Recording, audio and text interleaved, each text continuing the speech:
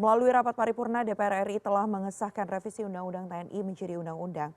Tanpa ada interupsi dari fraksi manapun, pengesahan ini berjalan mulus. Padahal di luar sana ada sejumlah pihak yang menyoroti pasal-pasal krusial, termasuk adanya kewenangan TNI yang dianggap bisa kembali menghidupkan dui fungsi di era Orde Baru. Untuk membahas hal tersebut, kita langsung terhubung bersama dengan Gina Sabrina, Sekretaris Jenderal Perhimpunan Bantuan Hukum dan HAM Indonesia. Sudah bergabung bersama kami. Selamat siang Mbak Monik, ini Mbak Gina Sabrina, akrab disapa Mbak Monik.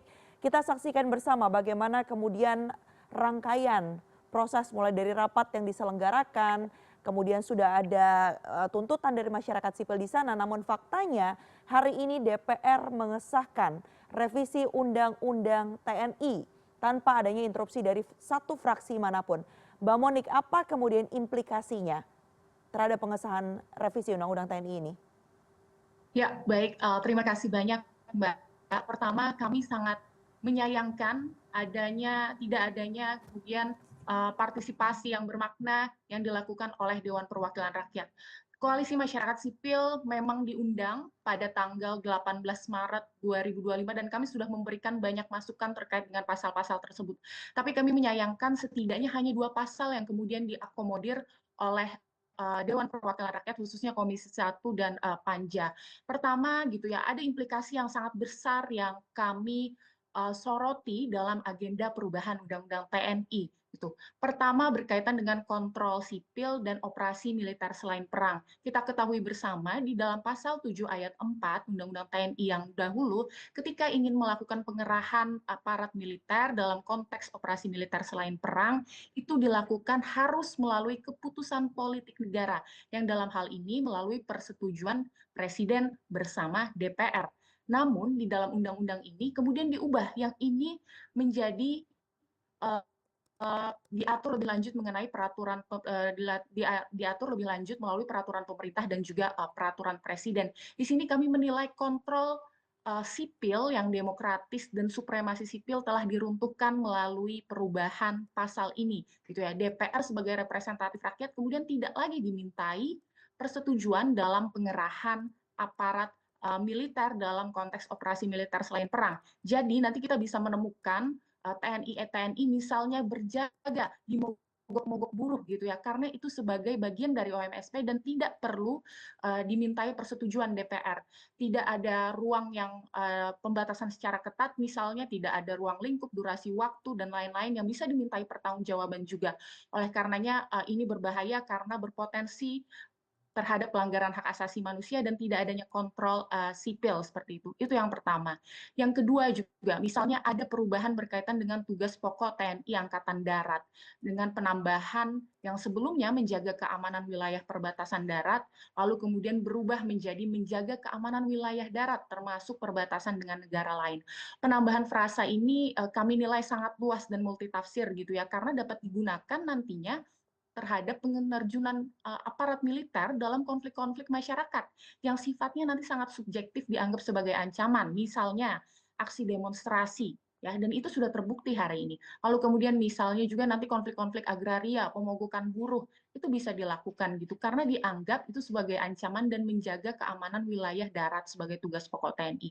Padahal kita ketahui bersama TNI tidak ditujukan untuk itu, mereka ditujukan untuk perang ya, bukan kemudian disibukkan dengan berbagai tugas operasi militer selain perang yang akan menjauhkan TNI semakin jauh dari profesionalitasnya seperti itu. Lalu kemudian juga yang ketiga berkaitan dengan pasal 47 penambahan kementerian lembaga yang dapat diduduki oleh prajurit aktif seperti itu.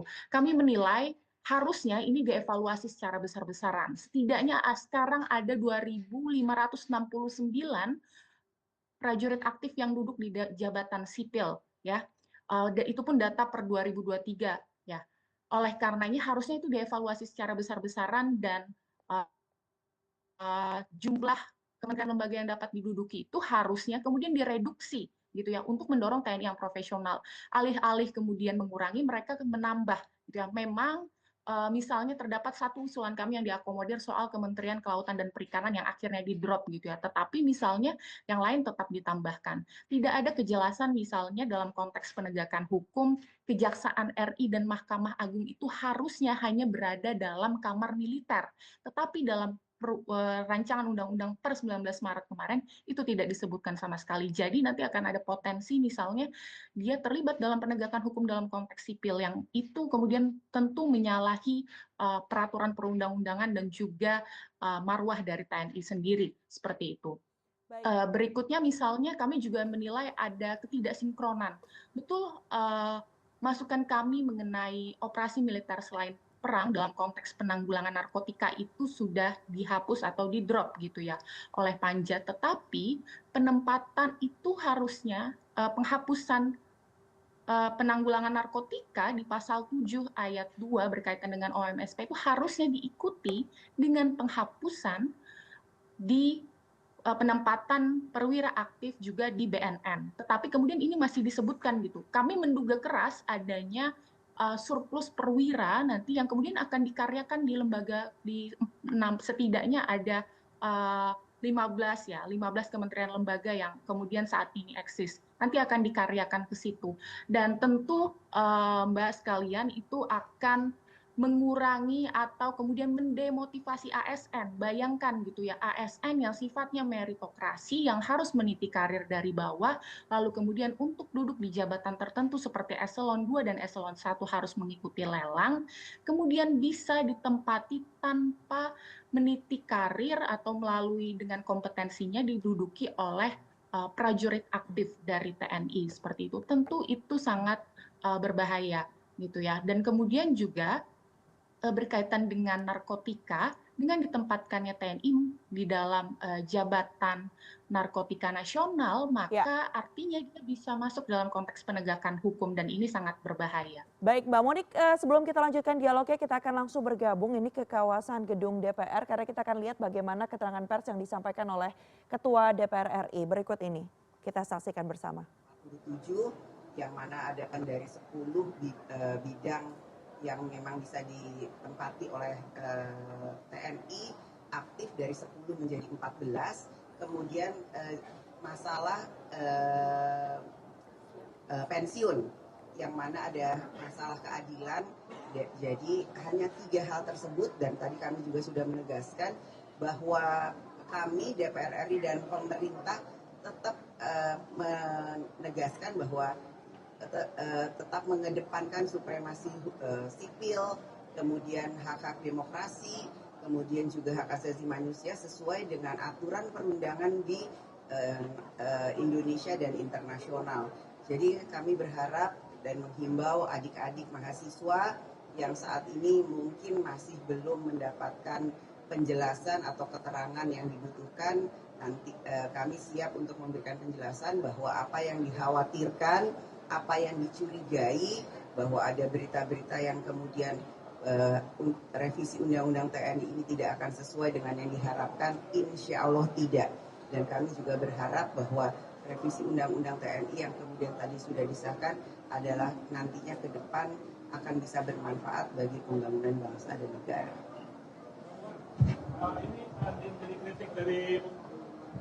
Ini menjadi kritik dari pembahasan RUU TNI adalah pembahasannya yang dilakukan secara tertutup, Mbak Puan. Dalam artian sampai saat ini draftnya belum ada yang menerima, draft yang sudah disahkan dan diketuk palu hari ini belum ada yang menerima, dan semalam juga sempat ada pertemuan tertutup antara Komisi 1 dengan Menteri Hukum dan pemerintah lainnya. Nah ini yang menjadi kritik adalah pembahasan yang secara tertutup. Ini bagaimana, Mbak Puan? Setelah disahkan, tentu saja nanti akan kami berikan apa yang sudah akan diputuskan. Tapi tadi yang seperti saya sampaikan, 3 hal yang kemudian menjadi perbincangan atau kemudian hal-hal yang kemudian diisukan, dicurigai tidak seperti yang diharapkan, insya Allah tidak akan terjadi.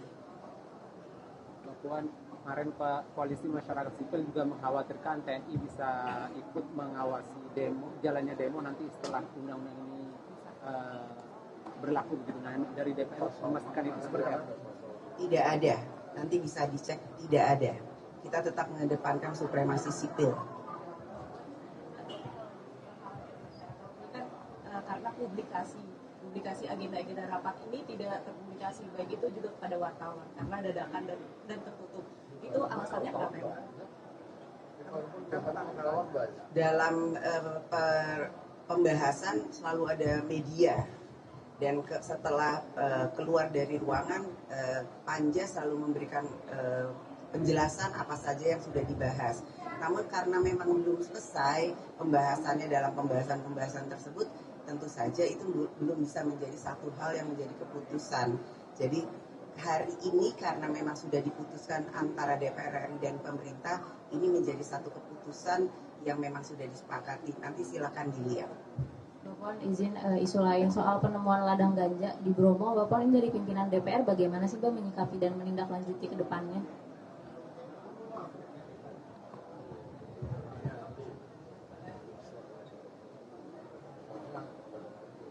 Ya, terkait dengan hal itu, karena memang ini baru ditemukan, harusnya hal itu tidak boleh terjadi dan saya minta kepada para penegak hukum untuk menyelidiki, menindaklanjuti dan membongkar dari mana dan kenapa itu bisa terjadi.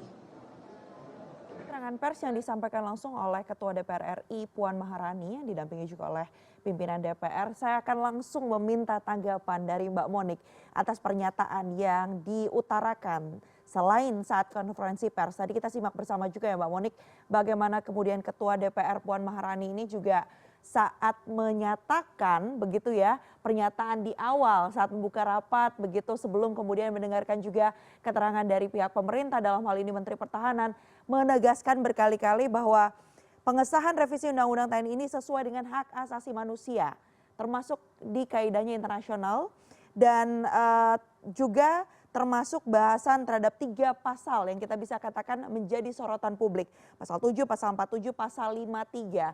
Apa catatan Anda melihat pernyataan ini, mendengarkannya?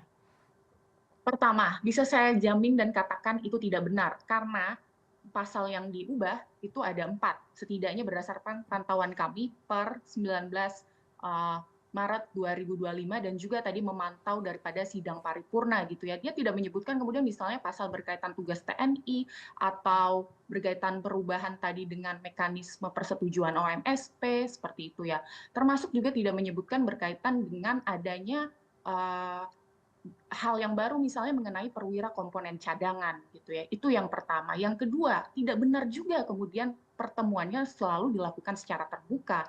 Kita tahu misalnya dalam konteks formil gitu ya, draftnya saja kita sampai per 19 Maret itu tidak bisa mengakses di website DPR gitu ya. Semuanya kita dapatkan melalui jaringan pribadi dari kanal komunikasi via internet seperti itu. Jadi itu sebenarnya tidak benar gitu ya. Bahkan kemudian pertemuan kami di 18 Maret 2025 ketika kami hadir, kami pun baru tahu ternyata pertemuan itu tidak dilakukan secara live seperti itu. Nah, jadi saya pikir itu semua tidak benar dan bisa kita bantah gitu ya. Apa yang tadi ditakutkan soal katanya menjamin supremasi sipil dan hak asasi manusia memang tidak bisa dilihat dampaknya sekarang, tapi dalam waktu dekat gitu ya. Terutama misalnya saya mau soroti Mbak berkaitan dengan implikasi kenaikan daripada angka pensiun gitu ya. Memang kita punya konsentrasi dan juga concern terhadap kesejahteraan prajurit. Tapi kemudian alih-alih menambah usia pensiun, semestinya itu juga diikuti dengan penegasan yang jelas terhadap remunerasi dan hak-hak prajurit. Tapi kami menilai surplus ini misalnya nanti akan berdampak kepada banyaknya perwira non-job ya, yang akan meledak. Menunggu saja waktunya gitu ya, akan menjadi bom waktu dan berpotensi dikaryakan tadi di 14 kementerian lembaga yang tadi. Seperti yang diketahui gitu ya, saat ini setidaknya data per tahun 2023 misalnya dari Imparsial ada 2.569 prajurit aktif yang sudah menduduki jabatan di berbagai kementerian lembaga di luar yang sudah eksis di 10 kementerian lembaga hari ini. Jadi bisa, dan itu sekali lagi gitu ya, itu akan kemudian mendemotivasi ASN, tidak berdasarkan merit system yang itu kemudian membahayakan supremasi sipil. Kalau tadi Mbak Puan sampaikan memang tunduk pada supremasi sipil, harusnya DPR RI misalnya merevisi pasal 74 berkaitan militer tunduk pada peradilan militer gitu ya. Alih-alih kemudian merevisi pasal-pasal yang tidak perlu. Baik, seberapa terancamnya supremasi sipil dengan sudah disahkannya revisi Undang-Undang TNI ini, Mbak Monik?